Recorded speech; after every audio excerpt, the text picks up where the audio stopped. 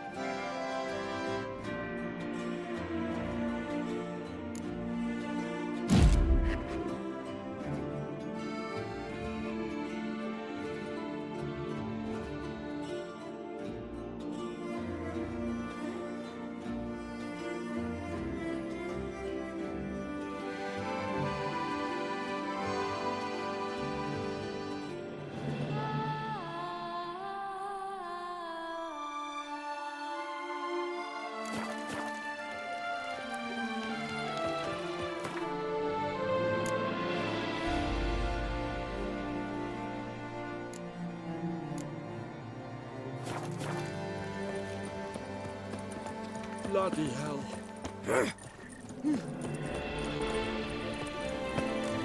Damned bedbugs. Didn't see. Nothing to see here. Move along. Bloody hell.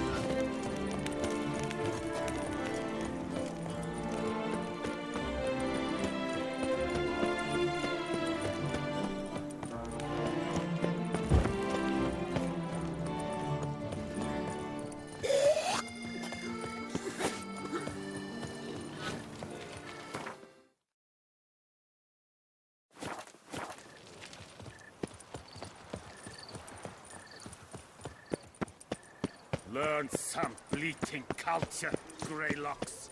You're in too...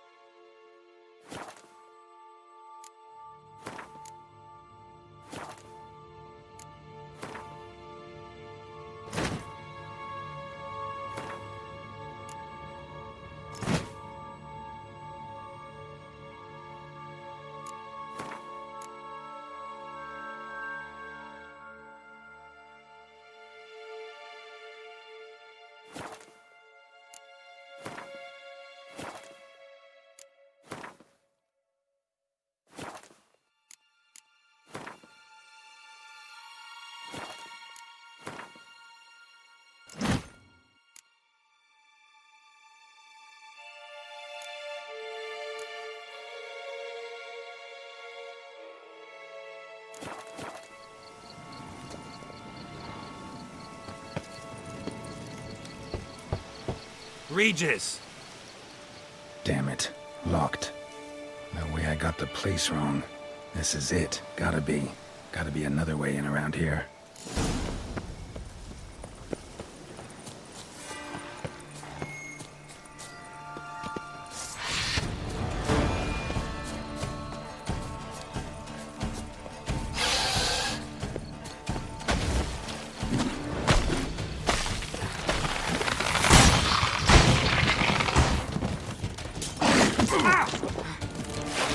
Moors.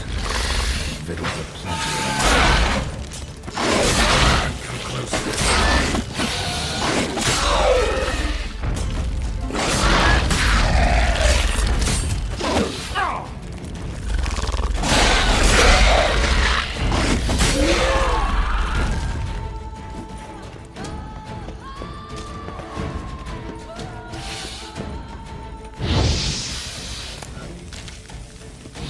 That's a stench.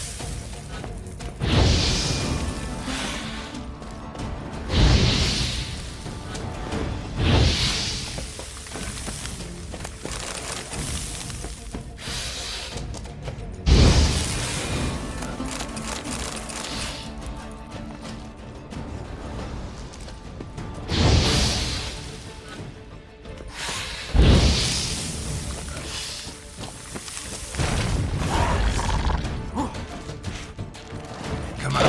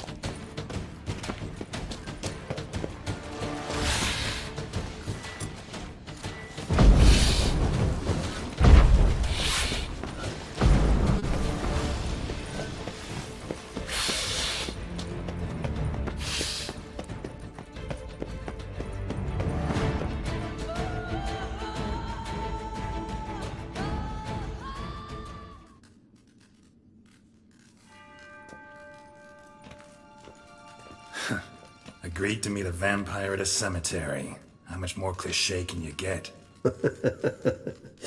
Nothing comes readily to mind. Could have left the door unlatched. What of my privacy? I value it rather deeply. Unmolested, especially by unwanted guests, that's my preferred state. Besides, I knew you'd find a way to get in. True enough. Need to find your friend. I'm hoping you'll agree to help. I shall do whatever's in my power. Yet what you want or even need must matter little. What matters is what Dettlaff wants. If he does not wish to be found, you will not find him. Ever. End of story. Come on. Gotta be some way.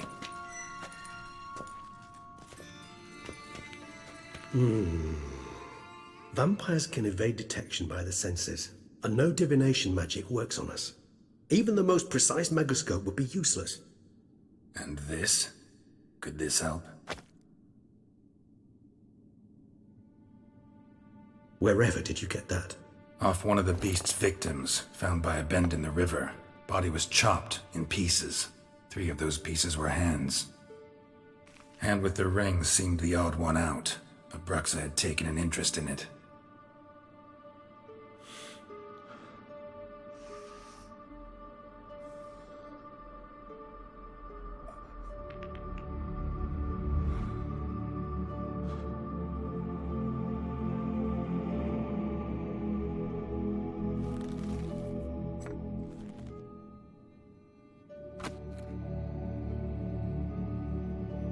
It's Dettlaff's hand, without a doubt. It will do splendidly. The hand. What do you plan to do with it? You've heard of Kovinaris' theory of tissue memory retention. Rings a distant bell. Read about it in Alchemia Oblitera. There's a copy of Kaer Morhen, tattered, nearly disintegrated. But if memory serves, Kovinaris never managed to prove it worked. He did prove it, just never managed to publish his findings. He and I corresponded, you see, after we became friends. Thus, I know he completed his research and performed the first tests. It's complicated, so without delving into details, it is possible to use any piece of tissue to reconstruct what a whole body experienced. How's it work? We need any special equipment? We must brew a decoction which Kovinaris gave a rather poetic name, resonance. Once imbibed, it sends one into a trance similar to that induced by narcotics. This triggers visions of events linked to strong emotions experienced by the tissue's owner. Picture it as dreaming a fragment of someone's life. Any chance we might see what Dettlaff was doing just before he lost his hand? Indeed. Though I also hope resonance will reveal the location of Dettlaff's hideout. Ring's pretty intriguing. Made of no metal I've ever seen. And the ornamentation. It comes from our home, where we lived before the conjunction of spheres. It's actually mine. I received it from a dear old friend. You might call him a humanist. He saw us vampires as guests here, guests who owe their hosts, meaning you humans and the elder races, respect. Respect? Meaning not to treat us like cattle to be slaughtered for food? Precisely. And the reason why I in turn gave it to Dettlaff. To remind him of the ideals my old friend championed.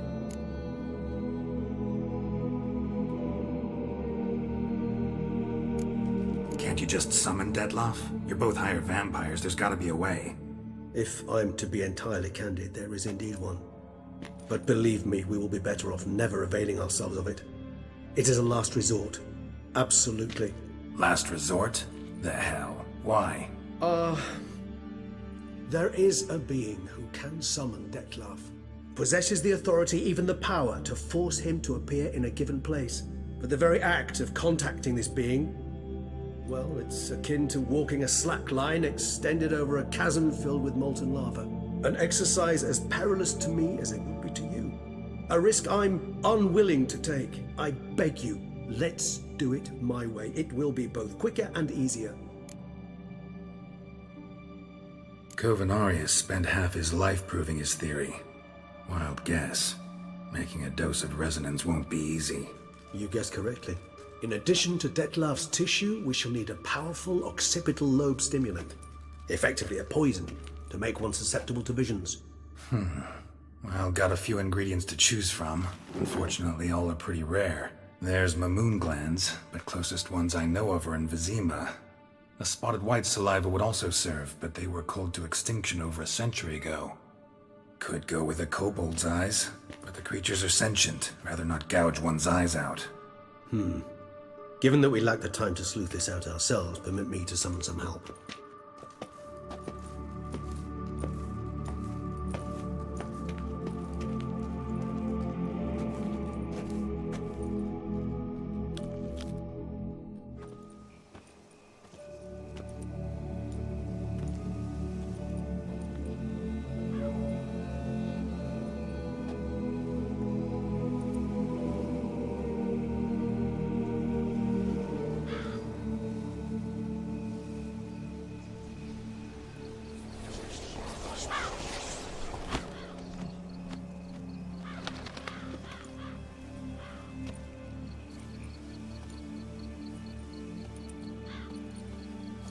What was that? A raven? Rather a common sight at this latitude. Very intelligent fowl. I asked him to look for the creatures you mentioned, him and his brethren. Perhaps they'll find one in the area, and I would hazard that a flock of ravens will spy any said creature faster than a solitary witcher would, with all due respect to your skills, my friend. It will take them some time nonetheless, so perhaps you'd care for a snifter of mandrake.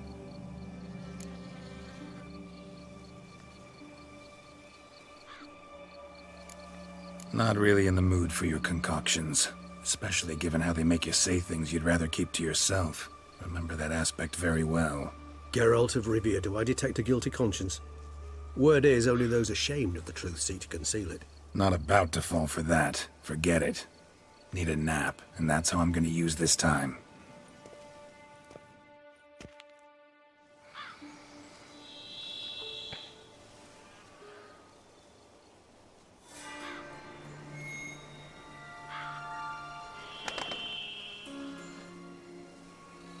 ever vigilant, even in his sleep. Quite vampire-like, in fact. Are you absolutely certain they don't administer a few of our genes during the trial of the grasses?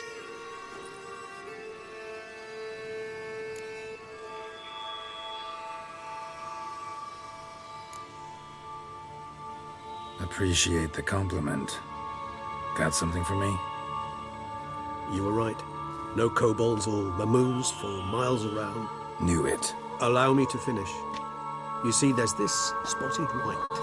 It haunts an abandoned residence in the Caraberta woods. Impossible. My brethren hunted down every last spotted white before I was born. Then it seems you must revise your knowledge of spotted whites. For somehow this one managed to survive your brethren's onslaught. It seems I know this home it haunts. Recall a tale about it. Locals believe the place cursed. Perhaps that's how the white survived, entirely unmolested. Know anything else about this curse? I don't recall much in particular. Really don't attach much importance to such things. It was mentioned to me as an anecdote, no more.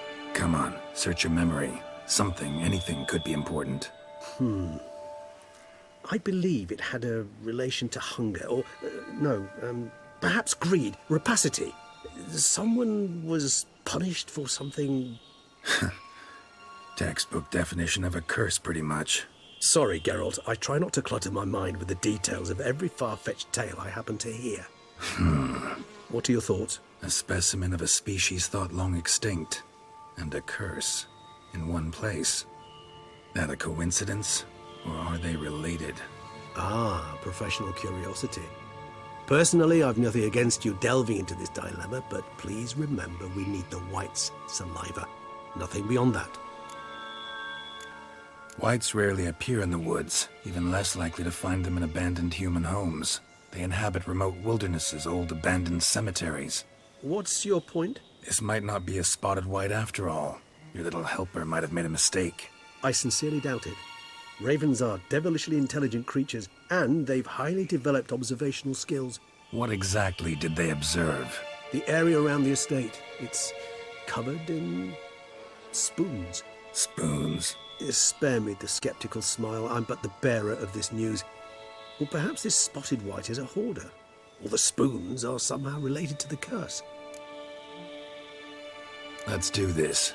Start making your decoction while I go get some saliva from that white. Uses it in its brews. Do you imagine the white will simply sell you some? Worst case scenario, I'll bring you its salivary glands. They ought to do as well. For a moment there, I imagined you asking the white to spit into a vial. Quite amusing as a thought, but the salivary glands will do fine indeed. So, see you later. Yes, till later. I shall start by perusing some tomes. Tomes? Thought you were gonna make this decoction. We require one last ingredient. Alas, obtaining it could prove a trifle toilsome. Thus, I hope to identify a suitable alternative. All right. Good luck. And to you, my friend.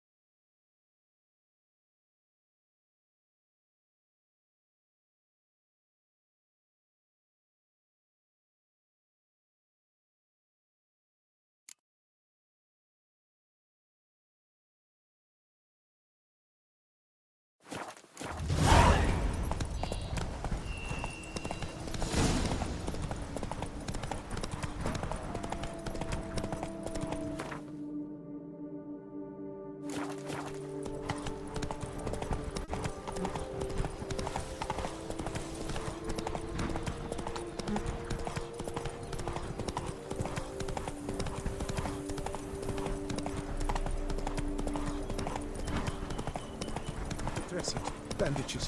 What's that about? Come on now.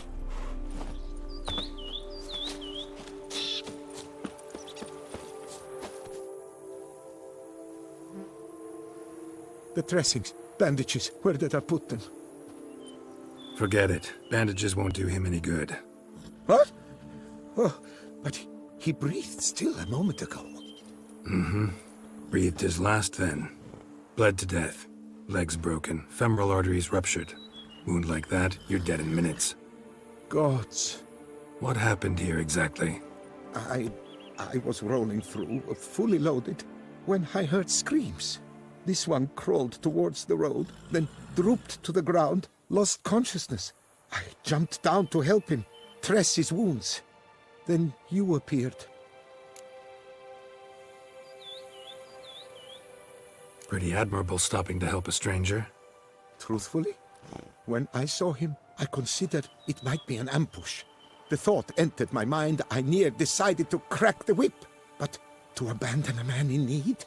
It's simply not the decent thing to do. Decent enough in many other places, believe me. Before you go on, clean your hands thoroughly and burn your shirt. Might also want to rub some thyme on your body to be sure.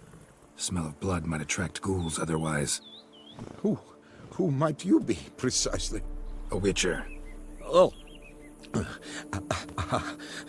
Do you expect some beast might have killed him?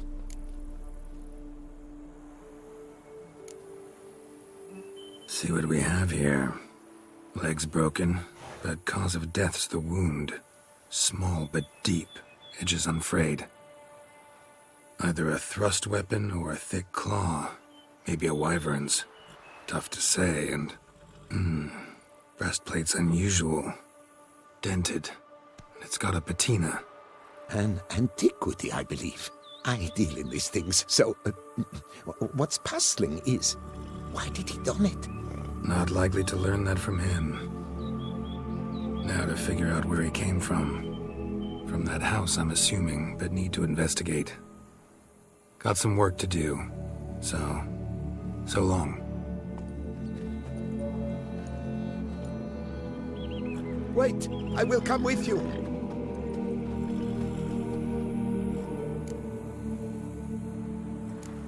Gotta be kidding. This isn't a garden romp. Whatever killed him's damn dangerous and... And it might still prowl the area, so if it's all the same, I'd prefer to accompany you. So be it. But stay close, keep it down, and don't touch a thing. Trail leads to the house on the hill. Which stands silent as a grave.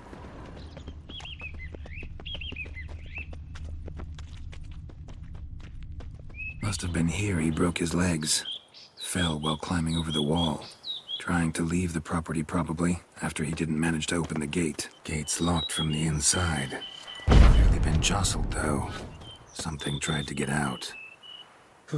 The very thought sends a cold wind down my back.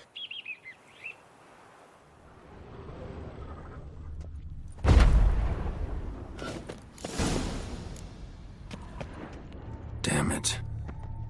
Good gods! What the hell's this? Setting for a banquet? It seems so. What's your suspicion?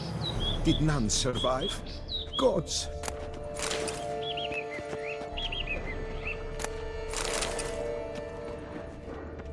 Servant. Stabbed to death. Over a dozen blows with a sharp object. Some post-mortem. I cannot believe this is the work of a man. It was a monster, to be sure. Silver tableware. Elven engravings. Torso punctured with great force. Blow pierced hardened steel. Man on the high road. Breastplate was identical. Throats massacred. One mighty blow. Shield along sides old and dented. Sword ceremonial. And Shea handiwork clearly. Ceremonial bowls.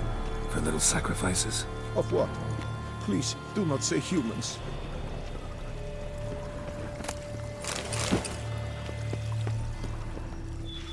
Burn marks. Something catch fire. Explode. Strong stench. Multiple wounds on the body. All puncture wounds, but hard to tell what caused them. Victim's human, but the attire's elven. Are you certain? How did he come by it? We've so few non-humans in Tucson. Fled, then dropped to the ground to douse the flames. Didn't manage. Burnt smells growing fainter. Might have been another luckier soul managed to flee. Double it scorched. Wriggled out of it, tossed it, then ran on.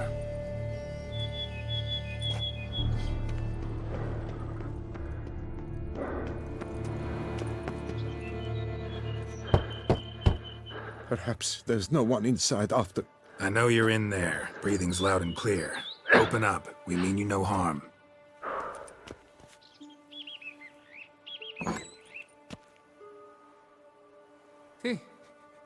They remain there?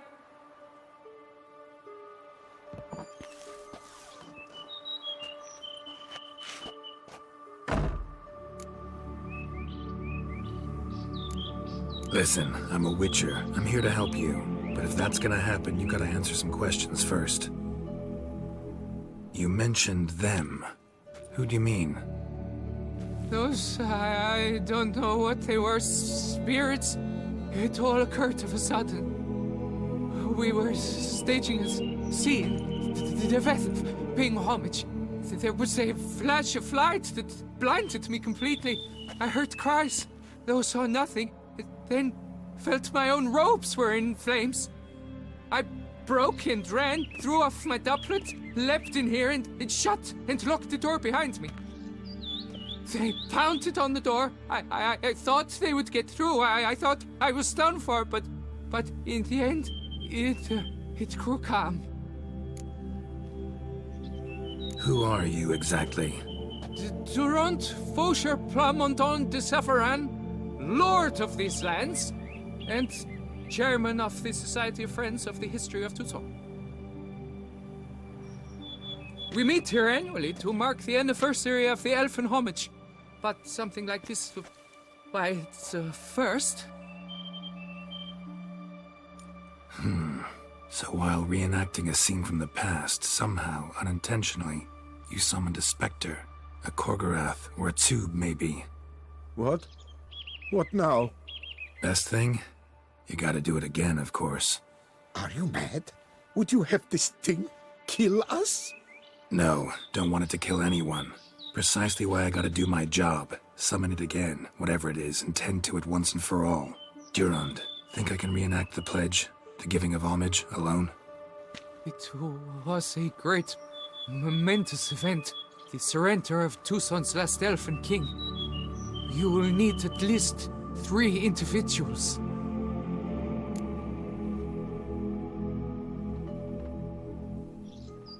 You know what I'm gonna ask for. Need your help. But I'll understand if you turn me down. No objections? Good. Let's get to work. Start by clearing the corpses. Got some time. Won't start the reenactment before nightfall. Things of this sort are a lot more likely to work after dusk. One last thing, though. My pay. Don't work for free, you know. Understood. Just keep the danger at bay, and I shall be generous. Through and through.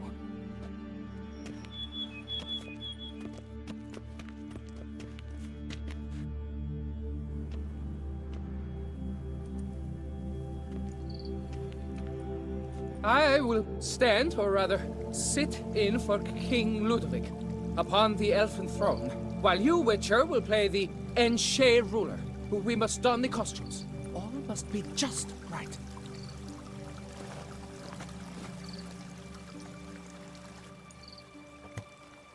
Divethef, the elven king, hosted Ludovic in his own palace upon his own throne, amidst the blinding glow of a plethora of torches.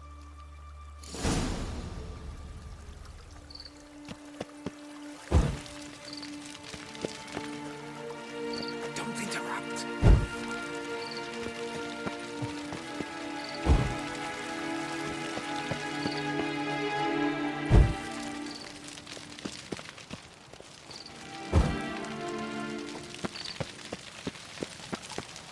Divethef laid at Ludovic's feet a loaf of binnen, an elf.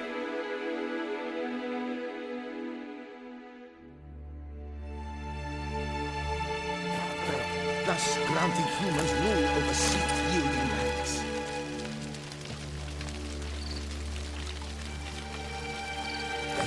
that have filled the ornate ceremonial bowls with elven wine. Winnow, the sweetest blood of the land that had been. Long last, the elfin king grasped his sword and shield, thus symbolically passing command of his armies to humans.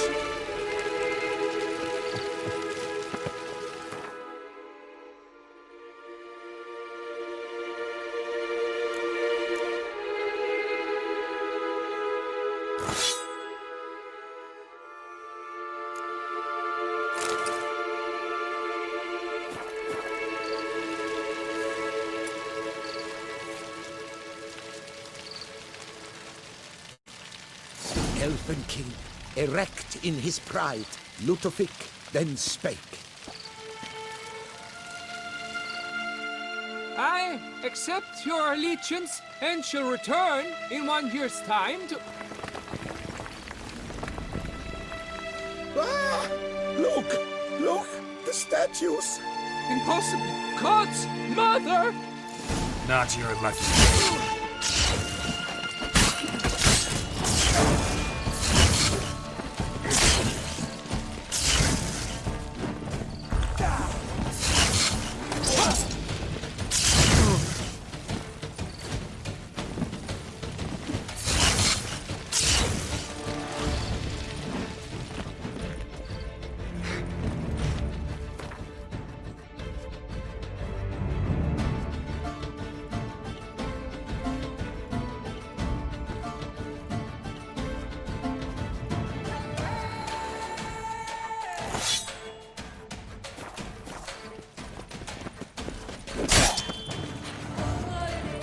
Well, how long you gonna make me wait?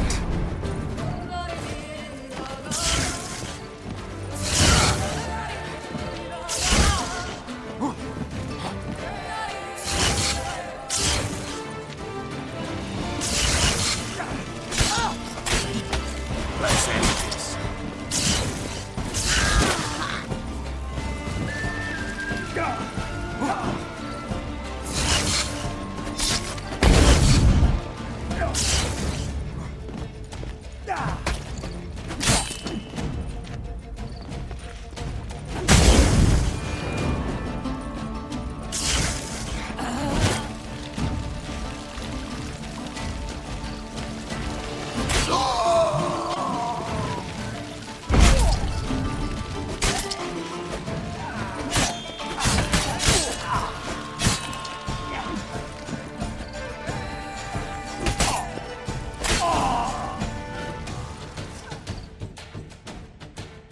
The sculptures, they came alive. By what witchcraft? Dunno. Specialize in killing monsters. Reviving them, not so much. I may know what happened. The statues, you see, once stood in the palace of one Defethov. I acquired them a month past because perhaps I should start at the beginning. This Defethov was to pay tribute to humans, producing statues of this sort each year. Yet he did so but once, for he perished in the massacre of non-humans at the foot of Mount Gorgon in the year 782. It's fortunate he did too, as Defethov had planned Ludovic's downfall, for he sculpted not statues, but columns that masqueraded as such. Columns activated with words said in homage. Columns that would have turned the king and his bodyguards into so much colorful confetti. Typical treachery embodied elves. Psst. You're no better. Elves were just defending their territory. You humans took it, but you still weren't sated. Had to cut the elves down, every last one. You? What does that mean? You're a man as we are. Yeah, in a way. Just ashamed to have to admit it sometimes. Your words, they're wrong, Witcher. But I'll not let you leave empty-handed. Take this, reward. Farewell.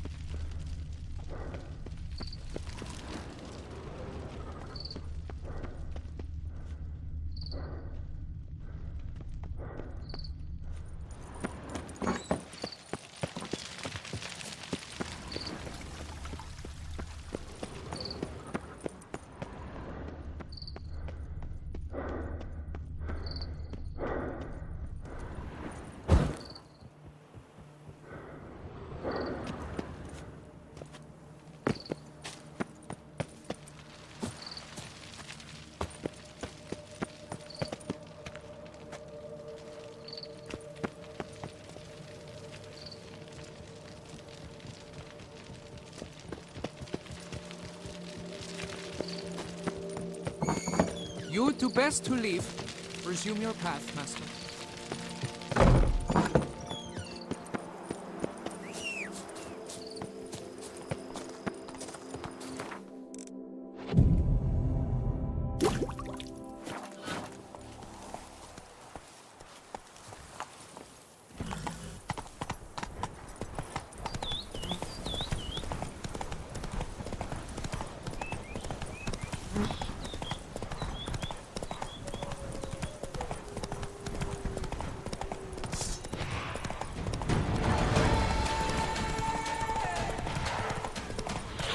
Our guests. Never a good omen.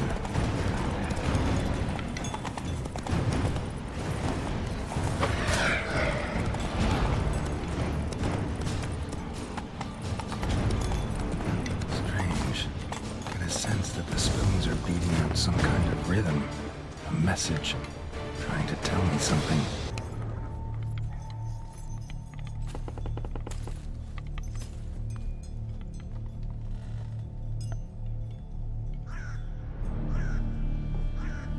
None shall sit and dine with you at your table.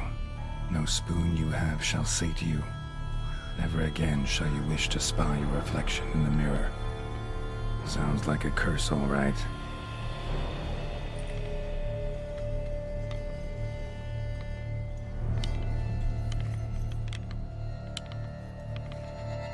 Somebody's clearly obsessed. Regis mentioned the place might be cursed. Can't be a coincidence. Need to look around.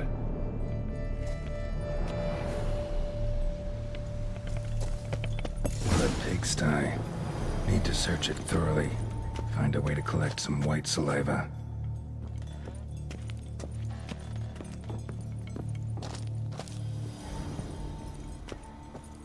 Spoon's incredible. The craftsmanship. Must have graced a rich man's table. Smashed mirror. As if someone couldn't stand to look at themselves.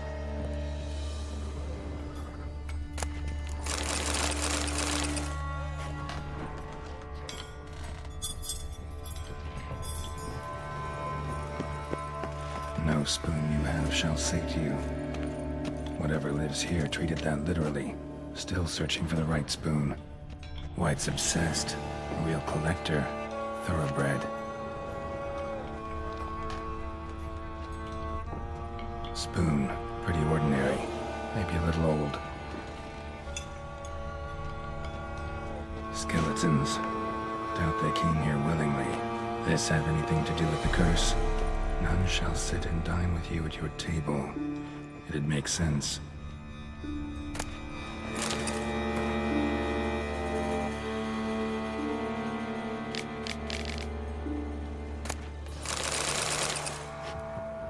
Woman's name scratched into this wooden spoon.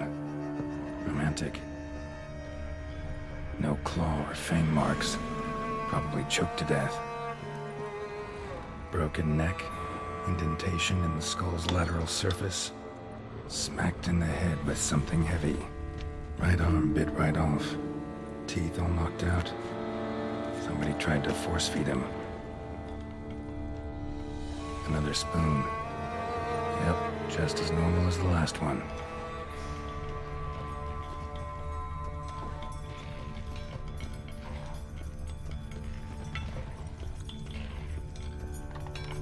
White's obsessed. A real collector. Thoroughbred.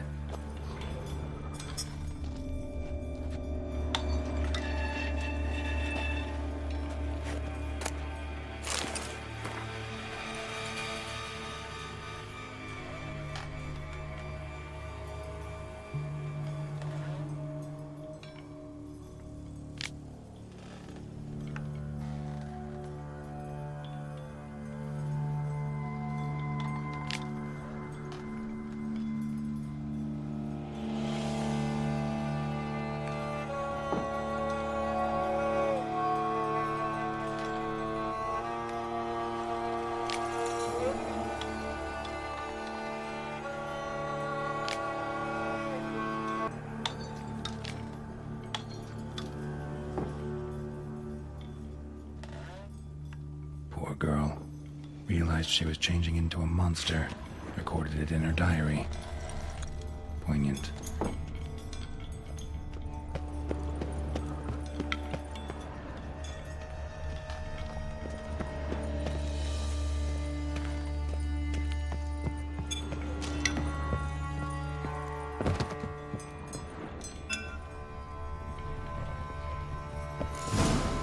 Actually does seem like a White's lair.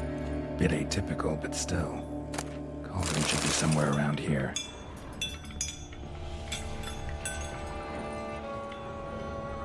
Spoon. Pretty ordinary. Maybe a little old.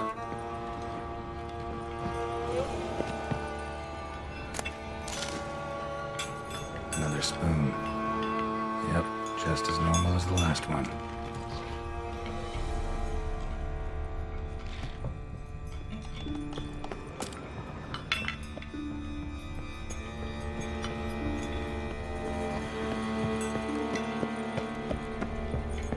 Thousands of them here. White's been a collector for years.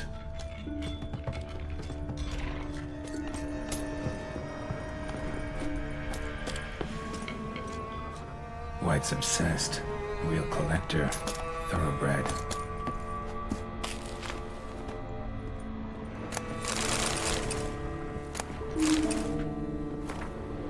Spoon. Pretty ordinary. Maybe a little old. Another spoon. Yep, just as normal as the last one.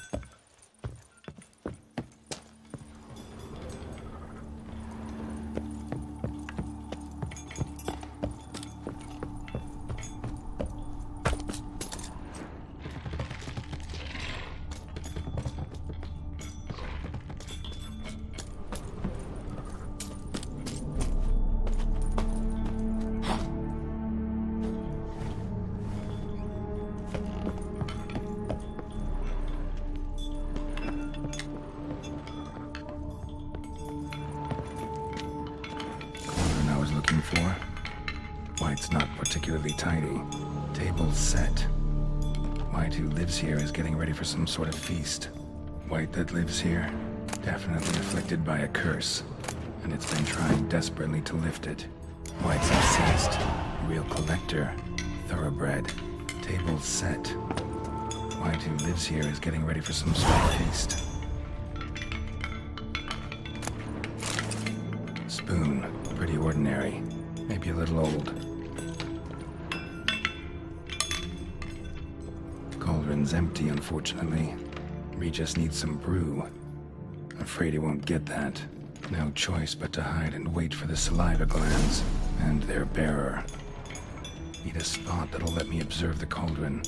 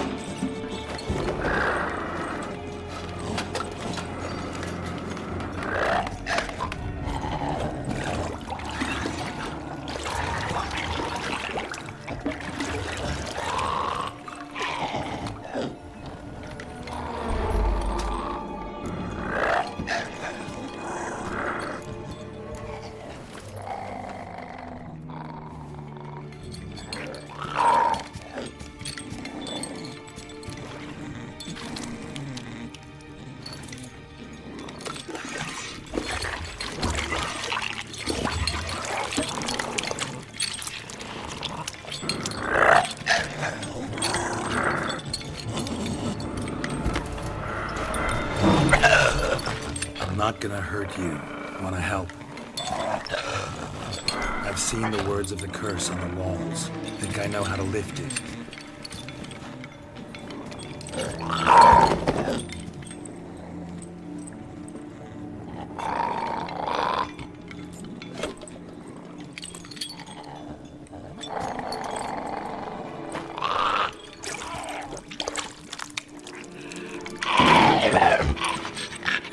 You tried to bring folk here, convince them to sit at the table with you, right?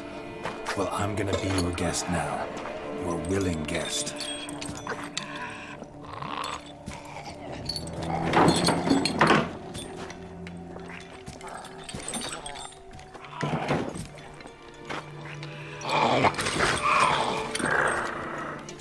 Just need a bit for Regis. And now we'll tend to you.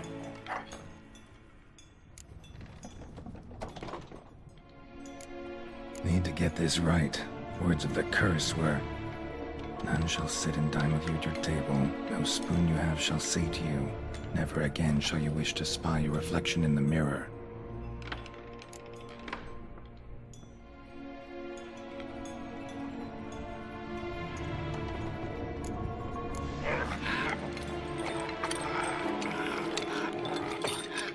We can't use spoons. No, that won't work.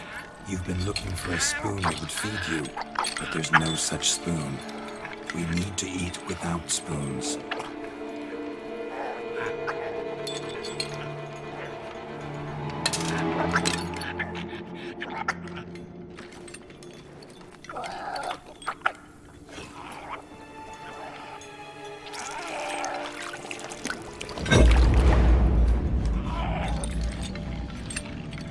Open your eyes. You need to see your likeness.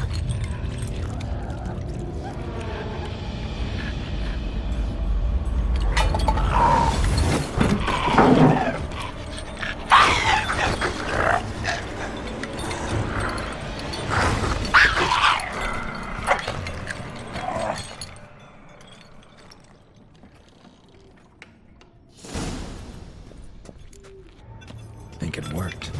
Just not quite like I expected. Need to see what happened to the white. Won't be hard to find given its stench.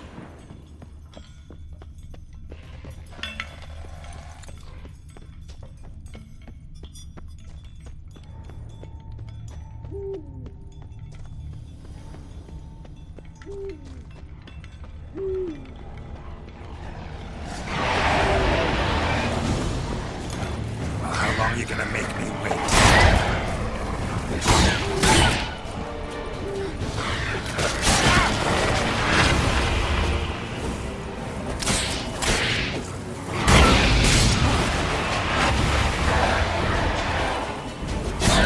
Lost your nerve?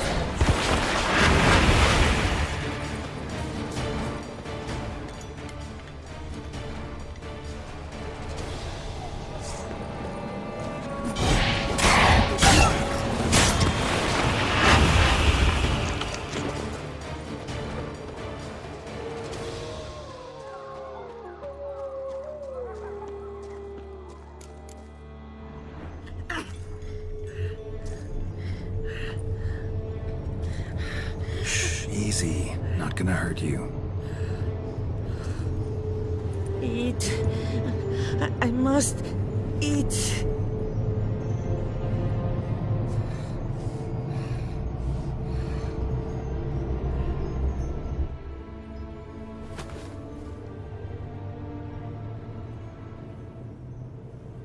I'll take you someplace safe.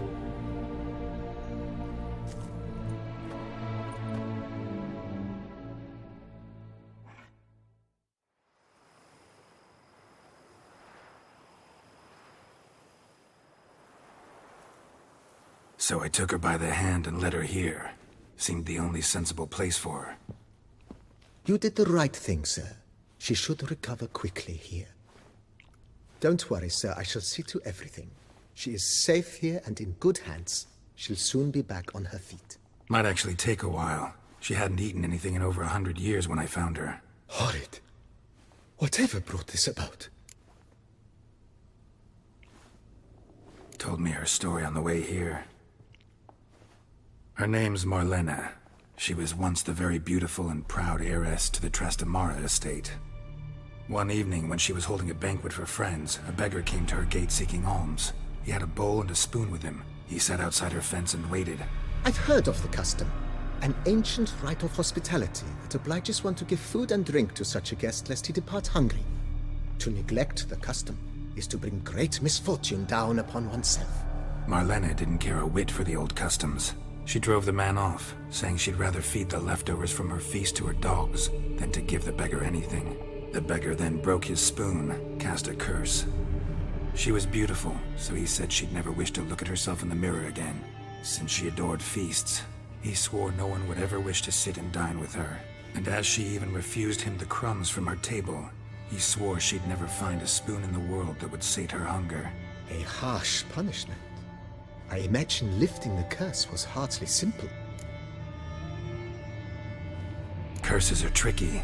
They play on irony. Always gotta figure out what the catch is. Marlena had spent decades looking for a way to lift it. Transformed into a wight, she stole spoons and lured folk into her home, trying each time to get them to dine with her.